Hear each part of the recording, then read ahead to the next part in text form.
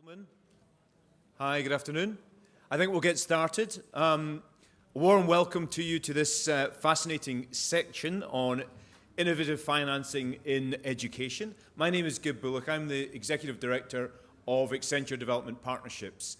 And I'm delighted that we have a great panel that you'll be hearing from shortly today about very many different aspects of this. You heard this morning from President Clinton some questions that are out there. We're seeing that there's a huge challenge on funding. We're seeing that some of given the demographics, some of the countries that we're going to be most reliant on for the future talent are the countries that have the least well-equipped and well-resourced education systems to develop that talent. So how do we get more resources in? Who's going to pay it? How do we develop the right metrics that are going to monitor and compare between good systems and good interventions and bad interventions? On the panel today, we've got, as you can see, there's a bit of a gap at the moment. We're hoping to have 5 panelists. At the moment, we have 4. All the more time for each of you, I would say. We'll be hearing from David Bloomgarden, who is the lead specialist in the IDB. Incidentally, bios are in your pack, so I'm not going to go into any detail on who people are. They are all great, distinguished guests, so take my word for that. We've got Mrs. Lim, that's why I should say Mrs. Lim, I think I'll say it that, who is a former minister in the Prime Minister's Office of Singapore. We're currently missing Honourable Sakaja Johnson from Kenya. We're hoping he will turn up. We believe he is in the building, so he will be here shortly. Tim Emmett is from GEMS Education Solutions, the solutions business of GEMS, which is innovating all around the world. And last but not least, Robert Phillip, who is president of the Innovative Finance Foundation. Before I go any further, and this is something we're doing in each of the breakouts, I want to just remind us why we're here and really go from some of the theory we might be hearing about to grassroots and what's happening on the ground in terms of innovations driven by teachers and head teachers. And so I'm delighted we've got actually, and I will ask up to the stage here, we've got James Townsend from STIR Education. Do you want to come up, James, and just maybe share some of your remarks in this space for us? Thanks.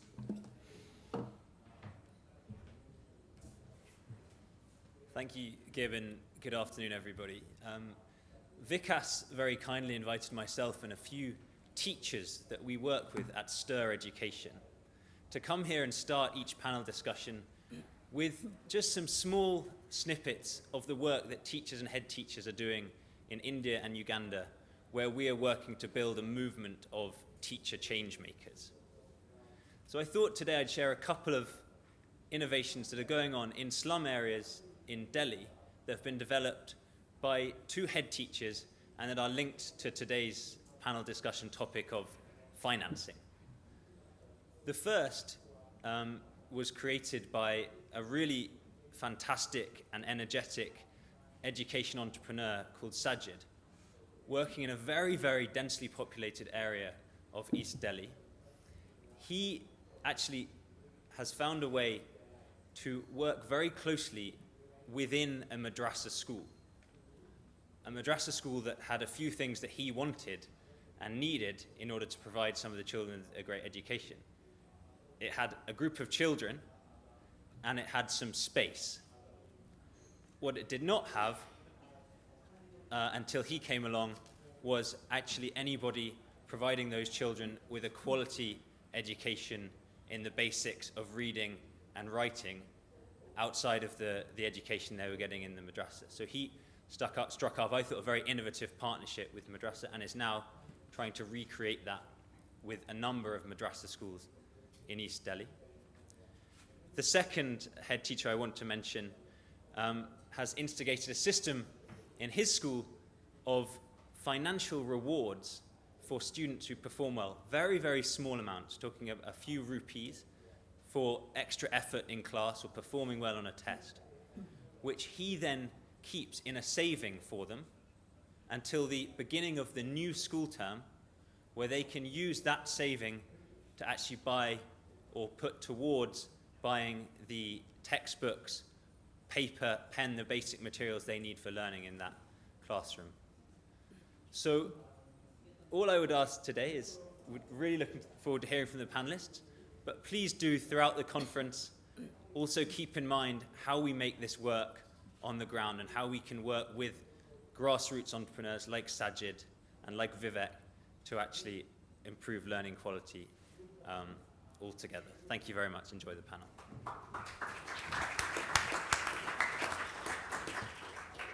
Thank you very much indeed, James. Nice and succinct and to the point, and great innovations.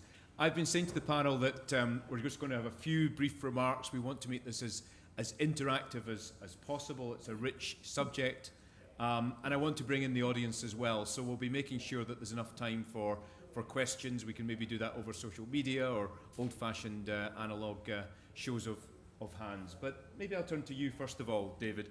These reports that we've got on our seats on social impact bonds in Latin America, this is a new paper. Tell us a little bit about what this is all about. Well, thank you very much for the invitation to be here. What a great opportunity to introduce the concept of social impact bonds, which we are trying to implant in Latin America and the Caribbean. You have this book on your seats, and I'm told I only have a minute or two for my presentation, so you can all read more about it. Social impact bonds have been done in Europe and in North America. There's about 40 instances of them. They're all very new. They've never been done in Latin America.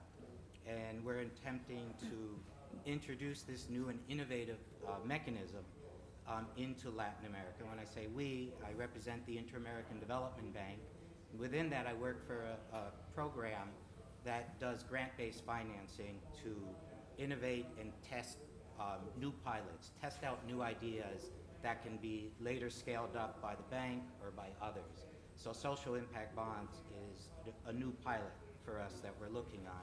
And I think the best thing I can do in this short term is, since most may not know what it actually is just to give a brief description of how a social impact bond functions in education. It's essentially a contract between the government and the private sector. And the government pays for a particular social outcome. If it's, for example, in a preschool program, they may be paying for improved school performance in grades 5 and 6. And the private sector provides and finances that service, but only gets paid in full if those outcome metrics are fully met. So in a sense, the government only buys results. They don't, in the traditional sense, buy the inputs that are normally part of any government procurement. You buy results. And you have an independent body, an auditor or an outside evaluator, determine if those results are met. So that's the basic structure of how an impact bond works. It consists of an outcome payer, which is usually the government. There are cases, I know David has piloted this in Africa, where the government was not the payer, but David is the payer. In Latin America, we feel it's more appropriate that the government be the payer for the outcome because they have the capacity, even if for the initial deals we may want to subsidize that a little bit. It consists of service providers that are usually NGOs, but could be the private sector as well. Investors, who are a blend of investors in the US, Goldman Sachs have started investing in this. But also philanthropic organizations. So you get a mixed set of asset classes that invest in it, both philanthropic and yield-seeking investors. You have specialized intermediaries. In the UK, it's social finance, who have done these types of transactions that serve as advisors and managers of the overall transaction. And of course, an independent auditor to determine if the promised results were achieved, because the payment is triggered by achievement of the impact. So what are the benefits of this approach? For one, you leverage the innovation and flexibility of the private sector. Those of us who have worked in government, and I can count myself as 18 years in government, knows that we're good at defending the public good, but we're not very flexible, we're not very innovative, and you do find that skill in the private sector. So you bring in the private sector's innovation and flexibility. There's 100% risk transfer. When we fund, as a government, a social program, the risk is on us because we buy the inputs, we buy the time, we pay the time of the NGO or the government employee. But in this case, you're transferring the risk of success to the private sector because the payment is triggered by achievement of an agreed upon outcome. It builds on partnership, which we all know we're all trying to do more and more in our development efforts. It's seen as a key to success today is to build partnerships.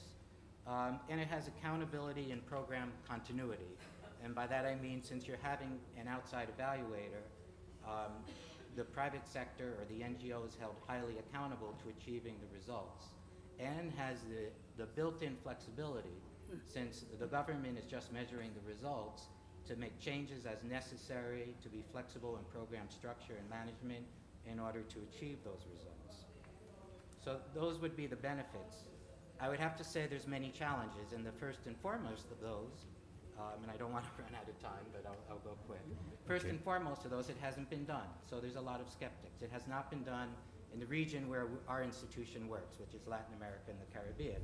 It has been done and is being done in North America, in the UK especially, which initiated this concept.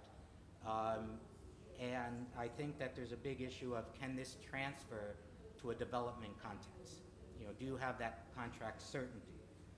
Does the legal and regulatory environment support it? One of the things we're finding in our discussions with governments is that the government leaders, of course, they're politicians, and they say, okay, let me get this straight. We don't pay anything, but you're telling me the results come 3 years after I'm out of office.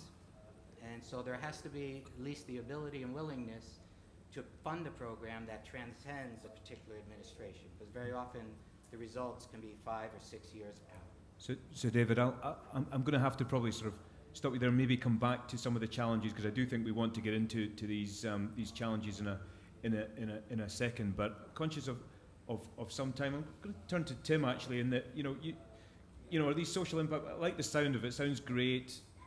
It's not without its challenges, but is this something that you see as is it a silver bullet, a panacea for development? I don't think there are any silver bullets, but what I do think is that we have got to shift the model fundamentally. We were challenged last night by the former Prime Minister Tony Blair to really, as educationalists and as people in the business of education, to take a 21st century look at our institutions and our structures and our finance mechanisms. And that involves experimentation, it involves doing things differently, and it involves acknowledging that there are diminishing financial resources available to support mass participation education. And therefore it's incumbent on those of us who are in the education industry, because it is an education industry, it behoves all of us to think very creatively and imaginatively and to look at broader other sectors to see what we can bring into the education industry to make to make finance more accessible, both to individual students, to families, to communities, and to governments and private organisations, so that they can expand provision and expand quality provision, both at the school level and at the skills level. So our thinking on this is that the development impact bond, the social impact bond, is an important instrument in that mix, but there need to be many others, and I know my colleague Robert Phillip will talk a little bit in a minute about the idea of an education bank. It is certainly something that we are enormously interested in, a proper international institution that is only dedicated to financing and investing and giving returns on educational programs and educational initiatives. There's been a lot of talk about investment funds, and there's challenge funds, there's funds coming out of our ears really, but there's no single platform that says this is a bank and what it says above the door is we do education, and that's what we lack, and I hope that's what we can explore this afternoon. Absolutely. No, I'd like to do that, and you make the case that there is a need for resources. I was very pleased to hear President Clinton quote from a recent report that we'd worked on with the Brookings Institute, which actually makes the case that capturing that future economic value of talent, the kid that's born maybe in India or Nigeria, where, let's face it, the majority of kids are going to be born, the majority of the future talent pool is going to come from. How can we keep the kids alive to their 5th birthday, get into school, stay in school, learn something in school, and then be, in vulgar terms, economic assets for companies like my own, Accenture, or companies in this room to employ. And there's a return on investment. President Clinton said, you know, $53 when they make it to the workplace for every dollar you invest, you know, at the age of 2 or 3. So, Robert, if I turn to you, you know, how do you capture that value? Is it a bank? Is it something else? Well, maybe I should begin just by telling you a little bit how we came to this somewhat crazy idea, which I'm happy to see becoming less and less crazy as we really reflect upon the merits and utility of such a proposal. I spent a lot of time working in global health, and we raised from innovative financing for health $7 billion in additional funding. I mean that is not me personally, but the health community, the people who work on global health financing. And mainly this has been done through 2 of 3 vehicles. One, which is the airline levy. So when you flew from Paris Charles de Gaulle to Dubai to attend this conference, you probably don't know that you actually contributed to helping distribute HIV medicine to children in Africa. Because the airline levy, a certain portion, a very small portion of the ticket cost goes to an organization called UnitAid that finances pediatric HIV drugs. So, you know, obviously the tax is nothing innovative, but I think the innovative part here, the application of it, is that recognition that the world and the global economy and how we all interact and make money in this world has changed.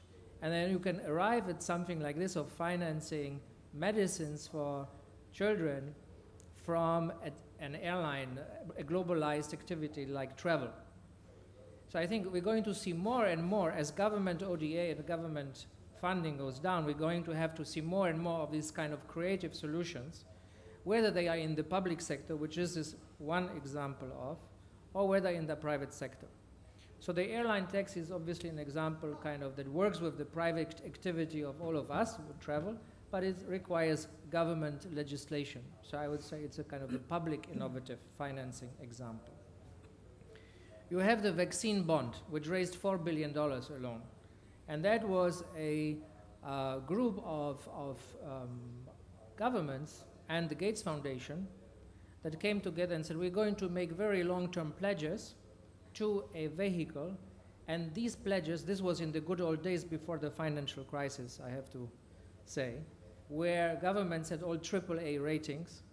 And based on these long-term pledges, so based on just the promise to pay up, they could issue a AAA rated bond in the capital markets and raise $4 million for vaccinations.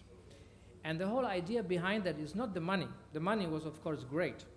But the whole idea is that if you could raise a bond, which was a little bit different from these development impact bonds today, the idea in those days was if you can raise this bond, if you can raise this money, you could vaccinate the children today and therefore incur huge savings in the future. Okay?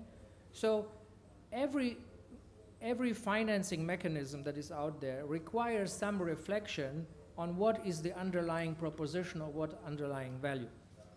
In the development impact bonds we heard is really about buying performance, and it's a risk-sharing vehicle and a performance purchase vehicle, if I could say it. So, you know, these are examples kind of public innovative financing. Now, in the private innovative financing, there is not that much. Okay? And when we looked at the education sector and at global education, especially primary education in poor countries, we saw that there are fundamental differences between the health sector and education. So education is long-term investment. The relationship between input of what you invest and output, it takes a long time. It's not very clear, a lot of complexities. It's not a very sustainable sector in the sense that once you have your investment, you have to, education is a very long-term proposition. So you kind of, from a global goods perspective, you have to keep putting coal into the fire for a very long time. Unlike vaccination, where you can vaccinate the child against polio and they will be protected for the rest of their life. Okay? So when we looked at the education sector, we saw one thing which I see again in this conference. And then I finish coming to the idea of the Global Investment Bank for Education. What we saw, despite all the differences in the sectors, is a huge number of activities, usually small scale, between, let's say, $100,000 to $5 million, okay? And NGOs, people doing a lot of things, running around, very passionate, and we see some of that here in this conference. So what we saw is really a opportunity somehow and the need to leverage all these activities so that they can be scaled up. And in order to scale them up, one of the elements that's required, not the only one, but one critical element that's required is money. So we know that the governments have less and less money. We know that there are two places that potentially has the money. One is the private sector, but they have a specific business model. They want to make a return, and the financial sector. So as we kind of, mulled on the idea, we came with this proposal of the Global Education Investment Bank with the purpose that such a platform, whether it is actually a real bank or whatever animal it's going to look like, maybe it's going to be a kind of a public-private partnership or something, could really provide that kind of capital, raise the capital and provide the capital. And by the way, this kind of activities would be done for private education, and would be very, very interesting proposition for the business of education, but also for public education. Because don't forget, investment banking and this kind of banking services are also used by the public sector every day. It is not just a private play. Okay, that's hopefully you'll be keeping your questions a little bit. We're going to just see this, the ideas of a Goldman Sachs for education or bankers' bonuses in education. We'll be filling some in the room with horror, but we'll come back to that. But I'm just going to sort of hopefully have some provocative questions coming in. But before I do that, Mrs. Kim, can I turn to you just to maybe give your perspectives on this, coming again from a Singapore lens on what's worked there? Well, thank you for the opportunity to share my thoughts. Just picking up from the challenge of, say, governments running out of money to build education systems and so on, I think the greater challenge is actually in the determination of educational outcomes that governments or economies would want. And the real challenge is that they do not remain static. They evolve with the underlying economy, and they have to respond to the changing world, the globalization of businesses, the shorter business cycles, and so on. And as pointed out, they require a long lead time in order to effect the kind of outcomes that you want, but which tends to be the solution that people want for tomorrow's economy. And I think therein lies that mismatch in terms of where the investments might be made and how the outcomes might be.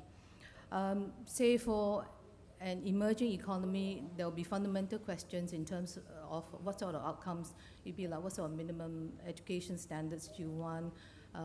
What is the definition of universal education? Does that go by age groups, or are you talking about gender, or are you talking about the different skills and so on? And then what does the local economy need in terms of skills for the different sectors that it's trying to develop? And these all require long lead time. But I would add that actually the challenge is greater for the developed economies, because the systems, the education systems are all there, established for the longest of time. And it's actually way more difficult to effect the changes in the developed economies, because first of all, you need to know what to change, because it's like a long-term thing. If you're wrong, you will take years to unravel the mistakes that you've made earlier on. Secondly, there's this great resistance to change that you have to effect throughout the whole system, from the concept itself to the teaching resources to parents and so on. So I think those are the real challenges. And of course, once that's sorted out and in hand, then the real challenge is with finding the resources, and this is not just the financial resources, but also the non-financial resources revolving around teacher quality and so on. One often neglected area of support, which is very crucial, is actually what I call the public home and community support for the educational initiatives and vision that a government may have for the country. Because if there is a lack of support or there's a disconnect or a mismatch of the expectations, then you will continue to have lots of problems with running out the system, and there will be a great risk of new political parties coming in on a different campaign with promises of changing the education system, which is meant to last a long term, but then being chopped and changed in the short term. Of course, we know that the reality is that public financing is hard to come by these days, and they're neither healthy nor sufficient. And this is true for both emerging and developed economies. Budget cuts tend to be done on an equal misery basis without regard for the longer term implications. So this is where I think the private sector can play an important role. Well, particularly to my point about globalization, because a lot of people travel outside the country now, but they would like similar systems to facilitate integration. But the home governments are not in a position to offer the same kind of education overseas. Neither do they have the motivation to provide for those. So I think this is a space that private actors can actually play in.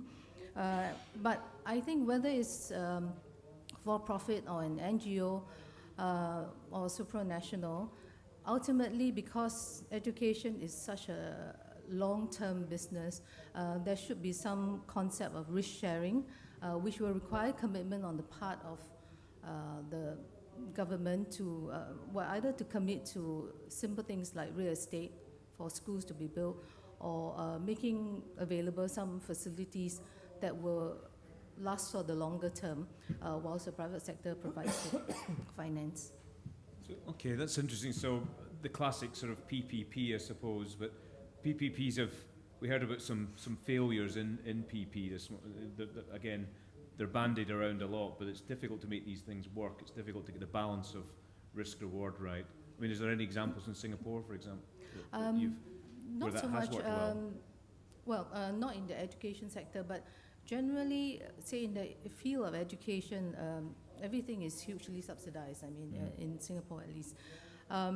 So when they cross over to the PPP model, there's always a tendency of thinking that you can do away with the subsidies. But it may not be financially viable if you go to the other extreme. So, it has to be a solution somewhere midpoint. Okay, that's great. I'm just going to, so everyone's had a few words and sort of opening silos, if you will. But David, I'm going to come back to you because you were talking a bit about the challenges, and I know within this report, which I think is great reading. I got an early copy of it, so I would commend it to you. But there is some things in there around this area of metrics, which for me is going to be an Achilles heel potentially for impact bonds. I mean, is that one of the key challenges you think, or were there others you wanted to cover? Well, definitely. In our short term, it's hard to cover them all, but definitely the metrics is important, because in the developing country context, you may not have the necessary matrix.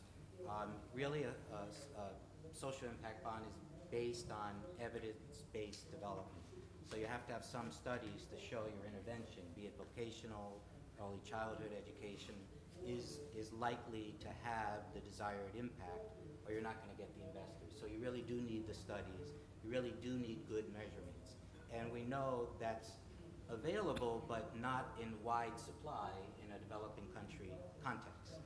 So definitely that is an issue. Can I get one thing very quickly? Absolutely, which is please. Just, it's more than metrics, though, and something that I think applied to the concept of the vaccine bonds. I think also you have to have a net value to the government for doing it, because why would a government go through a complicated PPP structure if there's not a net benefit? So there has to be, in the analysis and justification for a bond, to do that at least in an economic sense, there's some savings to the government. And most of the bonds that have been done have been based on real achieved savings from the government from doing them in terms of better efficiencies and paying the bond out of those savings. So I think it's still an important element. Interesting.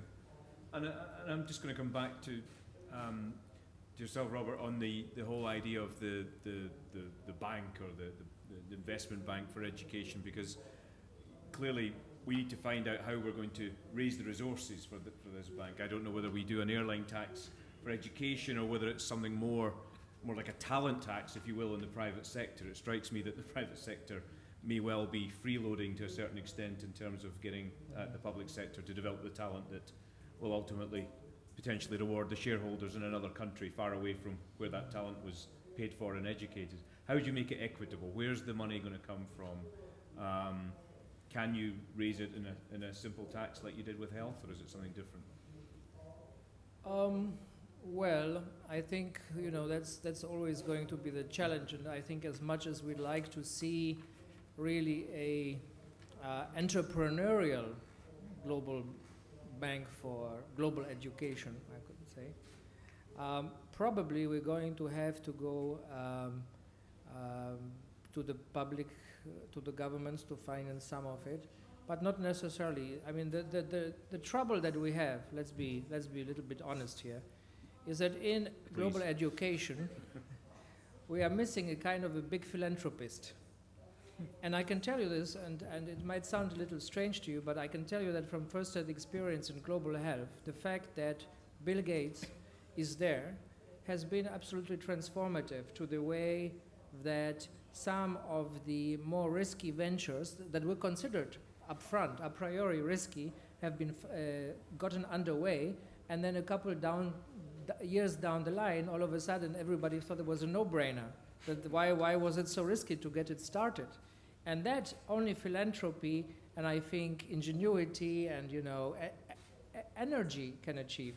So we need to find maybe, if not one, at least a group of people or organizations that can be champions. So I would say we need champions from the private sector to fund this, and there is a lot of money being invested, if I could say so, or spent rather, because most of it is grant money, in education. I mean, people write to us all the time, I have a microfinance program, $8 million and so on. So people are spending money, but it's all individually channeled. There are hundreds of these activities. So maybe a part of all of that could be also going into kind of a bank to finance a bank like that. There are some countries around in this region that have great interest in education, in promoting education. They could come into such a bank. And I think it's very important that we really try to promote this as a philanthropically founded, as a private sector founded bank, rather than maybe in hindsight a public-private partnerships. Because from the PPPs, actually, the word private is mainly just symbolic there most of the time. There is very little money that comes. There is expertise. There is some level of innovation, but there is very little money. In the Global Fund, just as an example, to fight AIDS, tuberculosis, and malaria, which is the largest PPP in the world for these kind of global issues on health, in this instance, is about $50 billion. And the private sector participation in that is less than 5%. Okay? So it is called a public-private partnership, but really it's government money and Bill Gates. So that's a good point, because we have this pledge coming out, and I don't want to be overly controversial here, but it's asking for an increase in CSR spend to 20% by 2020 or something. Is that going to solve the problem, or do we go down into the same mistake that maybe the Global Fund has made? I mean, is it philanthropic money? Is it a Bill Gates for education, or is it more that we need to raise investment capital looking for a return? No, I think you have the challenge of coordination. I think if people can embrace the idea of 20% CSR to education, I think it's fine, it's good. Why should we criticize? We want more money in education. We want more employees in companies to to thinking about education. So there are many, many reasons why this is a good idea. Perhaps one of the limitations of that is that it's going to be, many more small-scale activities. Every company is going to have their favorite education project, and so in a sense, all these children may benefit or may be guinea pigs of these kind of innovative approaches to education, and we don't want that. And so that's the first thing. And the second thing, I think, in the future, the way we are addressing challenges, and global education for all the things, as President Clinton said, others have said, Blair has said, is a global challenge. We cannot solve this problem in the same way. So the way we are solving them is through global social networks. And all of us are part of a global social network, in a sense, on education, on global education. And what is missing there are a lot of elements are there of organizing this global social network, but what I see is missing is a strong financial capacity. And I think that's where we want to organize our global social network on education to somehow deliver that capacity. Okay. Interesting ideas. The other thing that came up this morning, I think a little bit, was around this separation. Rebecca Winthrop talked about it, between the funding and the service delivery, which I think is an important part. I mean, Tim, you're obviously part of a private delivery mechanism, but Absolutely, can we have yeah. public funding the private, and private funding the public? My position on this is very clear, actually. I think that the public sector should fund, but it often is not good at providing. So I think the purchaser-provider split is very important, and you might say, well, he would say that, wouldn't he, because he works for GEMS. But I think that if you look around the world, there are lots of models. In the US, we have charter schools, for example. We have voucher systems in South America. There are all kinds of voucher systems in the Philippines, all kinds of examples where the private sector is being involved, but often success is deeply compromised because of the regulatory framework and because the private sector, certainly in my experience of doing this for 25 years, often has its arm tied behind its back. It's allowed in to the room, but it's not really allowed into the front row. And often as not, you're brought in, if there's a deficit problem, you're being brought in not to deal with success, but to deal with the systemic failure of the public sector. And that is not a good place to start, ladies and gentlemen. It is not a good place to start. But does that not mean then that you're going to go and the concern around cherry picking the brightest and yeah, I mean, not going for the kind of... I mean, so what? Yes. I think that's entirely, if you want to have a proper public-private partnership, it's got to be it's got to be the whole deal. You can't just say, well, come and deal with the bad stuff, because we're the public sector and we'll handle the good stuff. That's not all. But it can't be the other way around either, right? In terms of... as in... Well, in terms of the concern that the private sector might come in and the most profit is to be made from the students whose parents can most afford the services, or who are the brightest, and who caters for that isn't quite the same as public funding and Sure. Private provision, because all children who will be in the public school system will receive the public funding that is available for them, as in charters in the US. And I think that in a way, these kind of divisions, it's public, if it's private, it's cherry picking, it's doing this, that and the other. It's becoming very tiresome, actually. I think we've got to sort of move on and be far more imaginative. And I think if we want to, use the power of technology that everybody tells me is going to improve educational outcomes forever, then we've really got to enable that to happen as part of a, public-private solution. And I think, the word public-private trips off the tongue very, very glibly, and we all use it without often understanding what it means. And that's quite convenient, because it can mean whatever we want it to mean. And, for me, though, it's very clear. I think public finance, private provision is a good thing. I think that if we set up an education institution that could foster that on a large scale and finance it, that also would be a good thing. I think if we could persuade bilateral and multilateral donors to become shareholders in it, and critically, if we can find banks and other investors who are prepared to take a different kind of return, not just a social return, but a lower financial return, because the opportunity cost for mainstream investors is very, very high. So if you want to invest in education, you've got to accept a particular level of return. If you want to build supermarkets, retail stores, shopping malls or whatever, then go and do that, because you're not our kind of people. Come and talk to us if you want to invest in education on a long-haul basis, because it is long. It's this notion of actually creating some kind of ecosystem or marketplace for educational outcomes that, you know, whether you're online or offline or public or private, how do we invest in this ecosystem? And I don't know whether in the Singapore context, I don't know what balance is private versus public schools. Mrs. Linda? I'll just make a general comment rather than on Singapore. I think it's ideal to actually have the public sector financing, or other public sector or from charities and so on, financing something, a project or an education outcome which is delivered by the private sector. But the reality is that there is increasing politicization of education, with many governments not likely to last very long terms. So policy risk is a very real thing.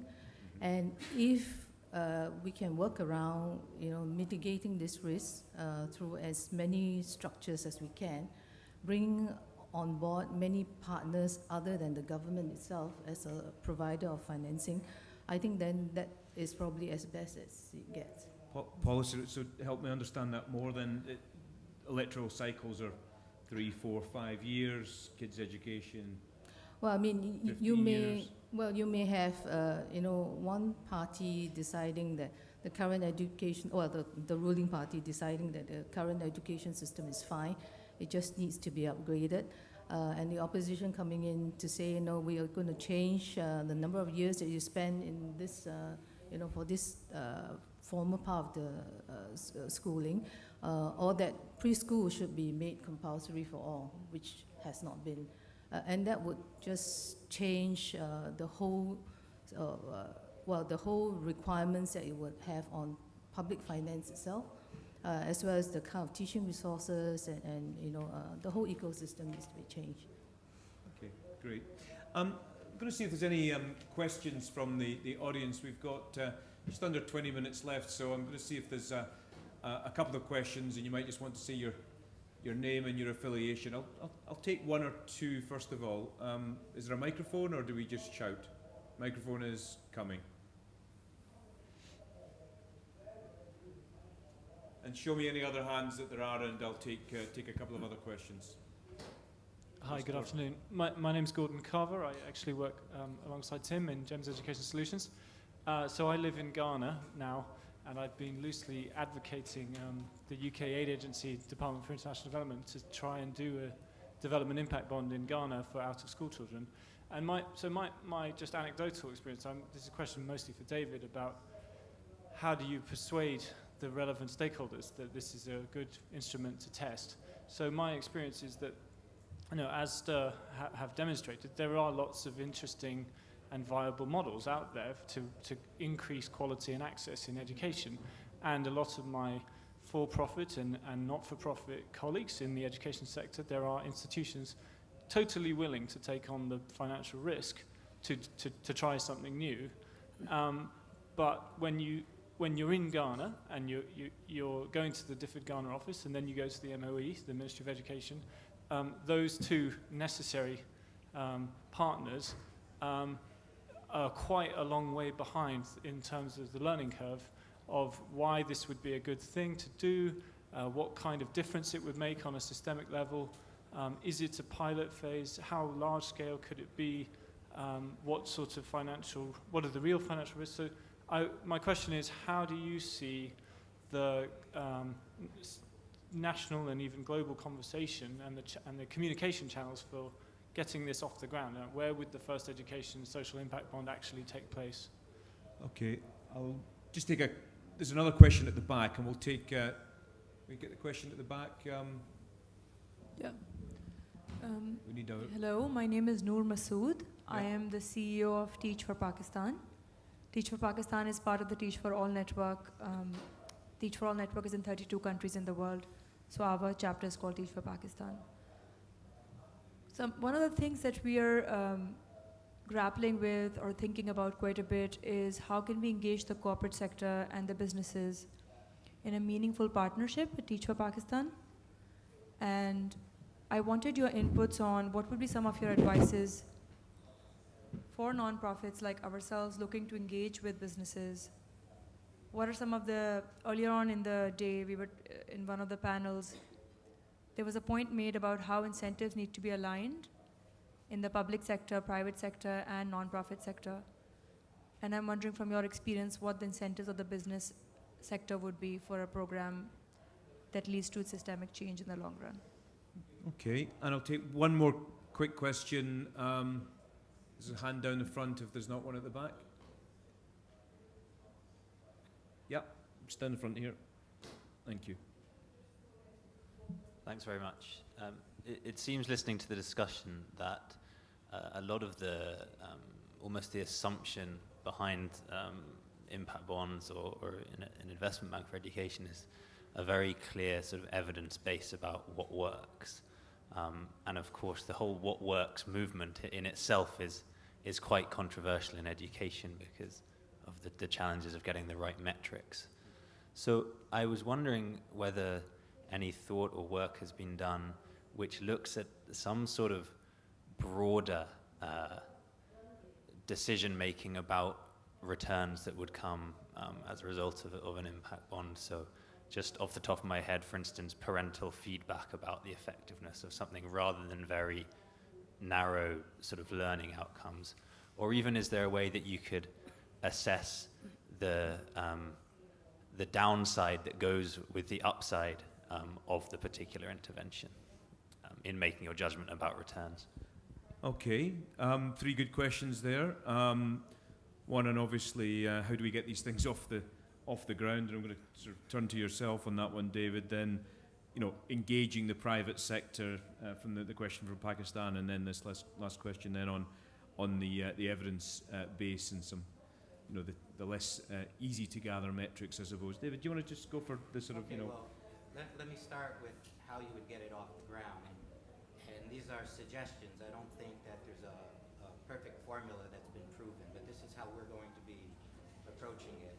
And we're starting with building the ecosystem for it, to go to a country, to dialogue with all the interested parties, to do some workshops on it, and to do some hardcore analysis of what sectors, where it could work, and what would be the criteria for choosing those sectors. Where can you get more immediate results? Where does the legal and regulatory framework enable this type of contract to go forward?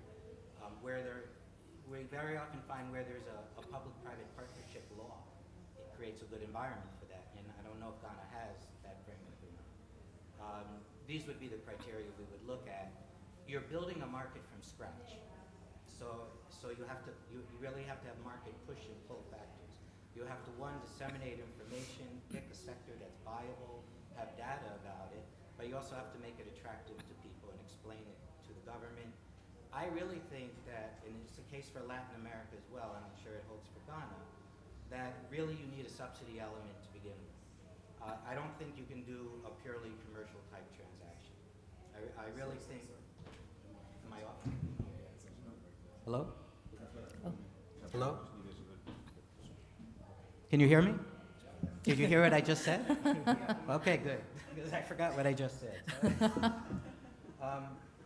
So I think to get an initial transaction off the ground, you need the subsidy element of building the ecosystem, the education, and then finally, and I'll hurry up because I know time is running out, I don't think the government can be the outcome payer by itself.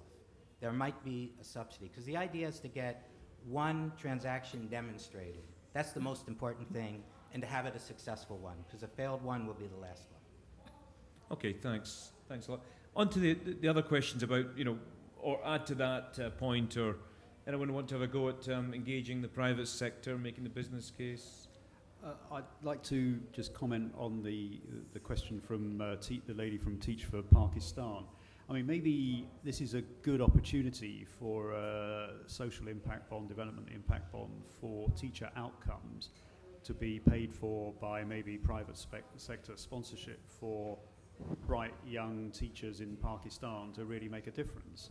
And it might just be that could be a new way of financing one of these Teach for programs. We have a similar one in England. I know they're all based on Teach for America. And maybe rather than seeking sponsorship, we should be seeking outcome-related payments for those excellent teachers who are recruited.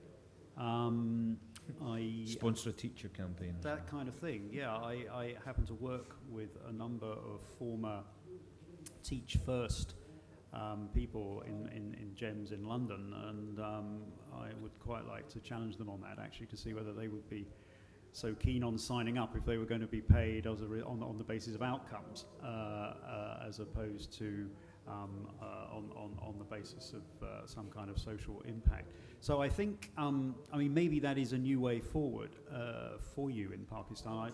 I appreciate it might not be the most satisfactory of answers, but it might well be worth something considering. I just want to add that actually the private sector can be very involved in contributing towards the outcomes, not necessarily by sponsorship or subscription to the bonds, but they can be very involved in providing opportunities for students to be trained, work experience, and that can be a long-term program. But more importantly, as is the case in Singapore, the private sector is very heavily involved in the definition of skills that are required as best as they can see into the future. And there will be constant sessions on what they think would be the graduates of the future that they will need for the kind of work. And with the ongoing continuous dialogue, it's as good as it gets in terms of trying to define what sort of outcomes you want.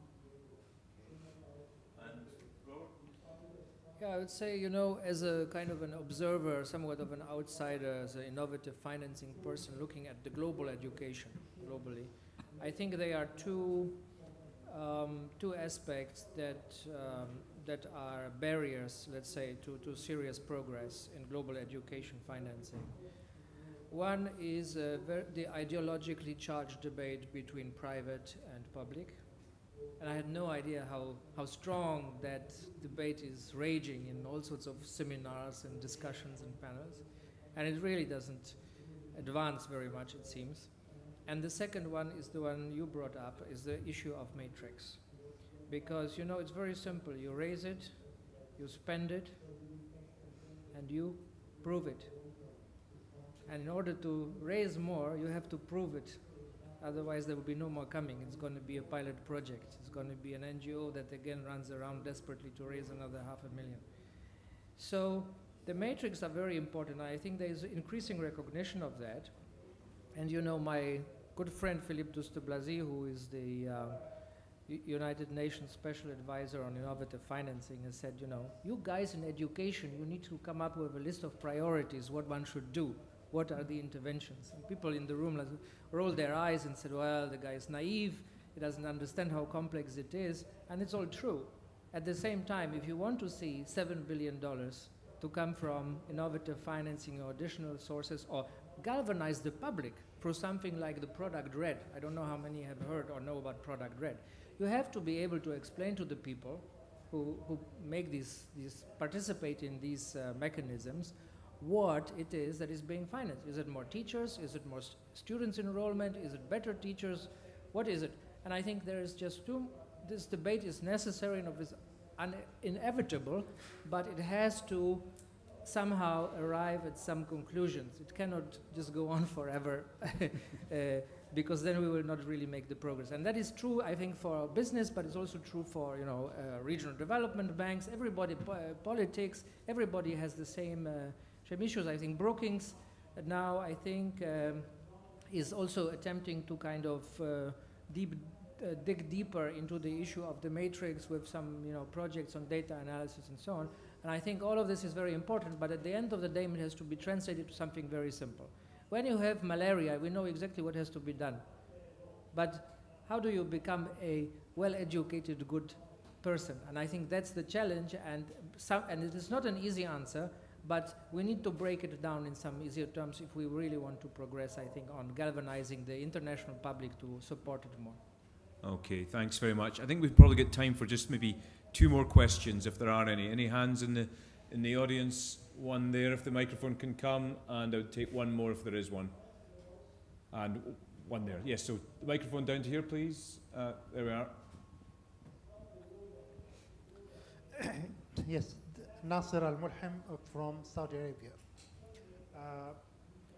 With the local focus in Saudi Arabia, where we are considered to be a rich country that spend in education almost 25% from the yearly budget. And there is no problem with the money for the short term, but for the long term, after maybe the oil will be gone or almost gone, well, there will be a lot of consideration. So even the government in Saudi Arabia or the Gulf, where they have a lot of money, they are emphasizing and participating in the private sector to participate in education. And one of the traditional thinking about making a charity that invests money in a lot of activities, but a part of the yearly profit will go to the education.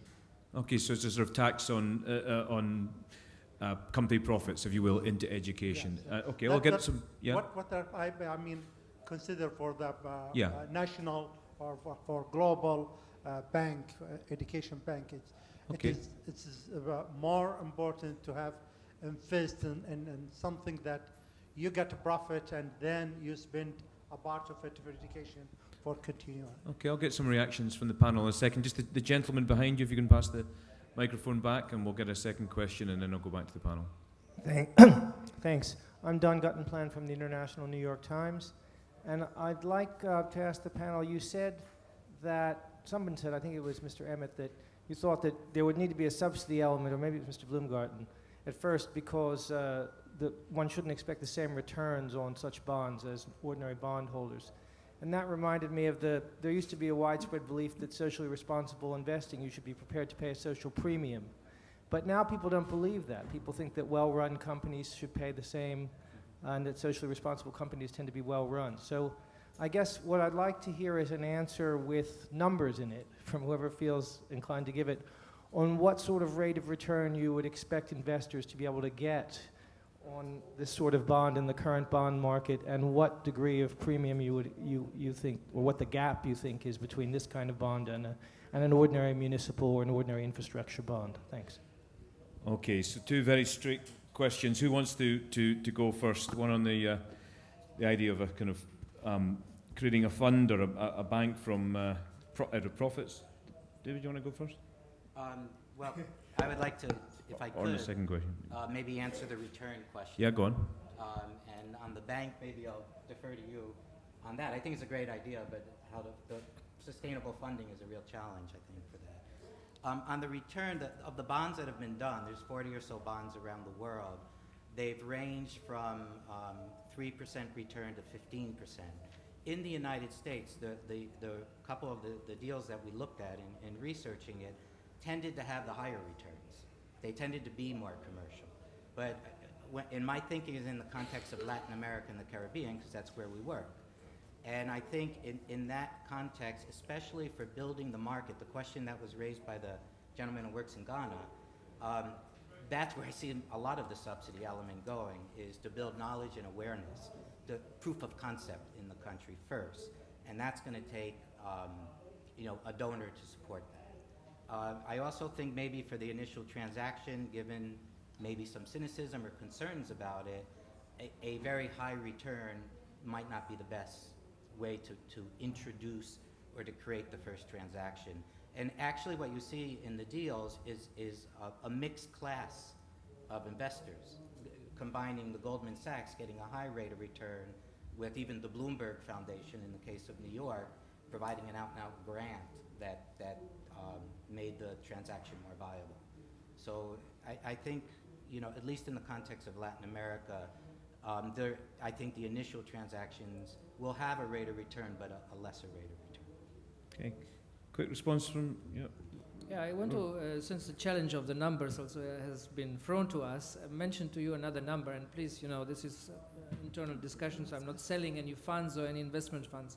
But what we have done, we have said, okay, if we had a private equity fund to invest in education, okay, obviously it has to invest to deliver a market-based return if you want to be competitive. So this is not social impact. This is so we calculated, and we could come up with 22%. Okay, it's not bad. 22% if you had a $100 million investment fund for education. Now, obviously, this is not going to invest in sub-Saharan Africa basic education because you can't make money there. Okay, but our idea was, and there were some organizations actually in this part of the world very interested in that type of calculation. Instead of giving grants, how about making a $100 million global education fund, okay, run almost like a private equity fund or kind of endowment model, and use the 22% return to cross-subsidize then education in sub-Saharan Africa, together with the Global Partnership for Education and things like that. So this would be an example where you can actually inject capital into private education, and the return you could either give it to the investors, or some who might be nice and generous, they say, okay, half of this, give it to Africa, the whole thing, give it to Africa, or no, I want the whole thing. So you could have, the whole range of investors participating in that. And I think that's the kind of things we are going to see more and more instead of pure philanthropy or pure charity and pure ODA type of systems. So blended model. Mrs. Lim, you just wanted to come back a quick point on that? No, just to have a quick response to the gentleman's question about how do you finance future education needs. I think whether you get corporates to contribute a share of the profits or you actually raise corporate taxes, I think they have the same financial impact, but how you package it, how you communicate it and sell it will make all the difference. I mean, that's my opinion. That's a good point. Maybe a global talent tax, perhaps, on corporates. I wonder how that would go down. Okay, we are out of time, folks. The hour has flown by. I'm going to, in this Twitter social media world, I guess everything gets boiled down to 140 characters. So I'm looking for a one-sentence summary. What would you leave our audience with if you had 140 characters? Tim, I'm going to turn to you first of all. You didn't answer the last question, but in 140 characters, one single sentence, and I'll get them from the other panelists.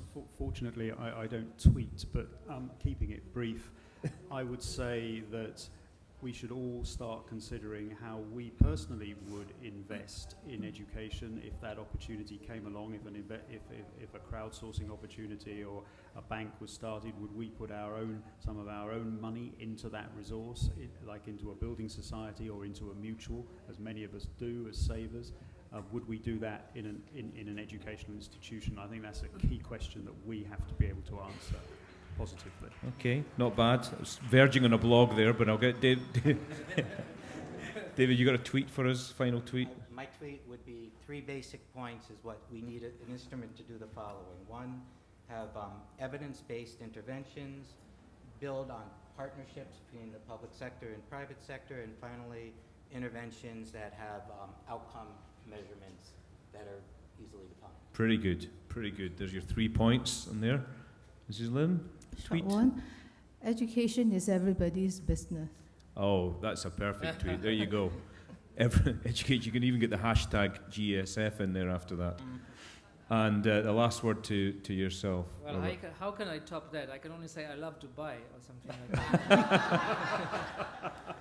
But I think, young people of the world unite and launch a campaign to have a global bank for education. There you go. So with that, thank you very much. Round of applause to our panelists, and thank you for being in the audience.